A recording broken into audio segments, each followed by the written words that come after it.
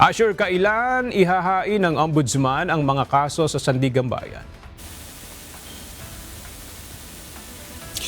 Aga posibleng ngayong araw o sa Lunes na, October 27, na isasampa ng Department of Justice o DOJ ang mga kaso kaugnay ng mga maanumalyang flood control projects ng pamahalaan.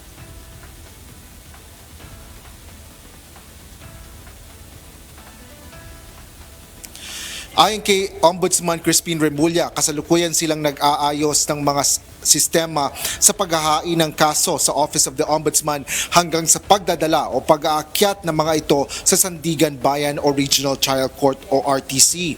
Partikular niya sa mga prosesong ito ay ang mga deadline at kung gaano kahaba ang itatakdang panahon na dapat gugulin sa bawat hakbang ng paghahain ng kaso.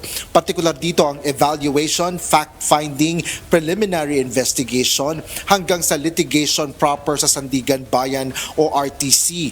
Kaugnay nito, tiniyak ni Remulla na hindi na rin magtatagal sa Office of the Ombudsman ang ilang kaso na itatakda ng ihain ng DOJ sa RTC.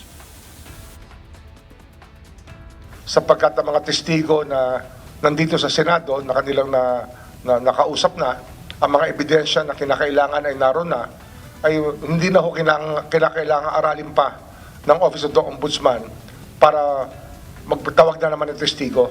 Ito po, dire-diretso na po ito at ipa-file na po yan ng DOJ at the latest siguro niya Monday kasi kompleto na po yung kaso.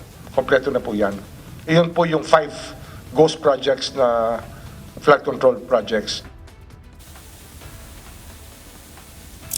Samantala, kinumpirma ng DOJ na may ilang kaso rin ang inihain na sa Ombudsman ng Independent Commission for Infrastructure o ICI at ng Department of Public Works and Highways o DPWH. Target ni Ombudsman Remulla na mapaikli ang panahon ng pagpoproseso nito dahil nakalatag na rin naman anya ang mga ebidensya na nakadikit sa reklamo. Kaya plano nito na ituloy na ito sa preliminary investigation o magdagdag ng kaunti sa fact-finding para maging saradong-sarado anya ang kaso.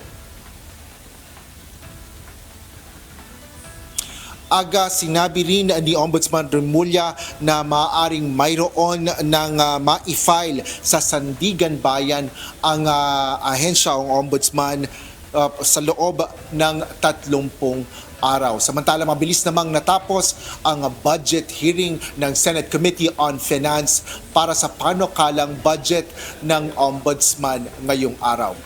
Yan ang latest dito sa Senado. Balik sa iyo, Aga. Maraming salamat, Asher Kadapan Jr.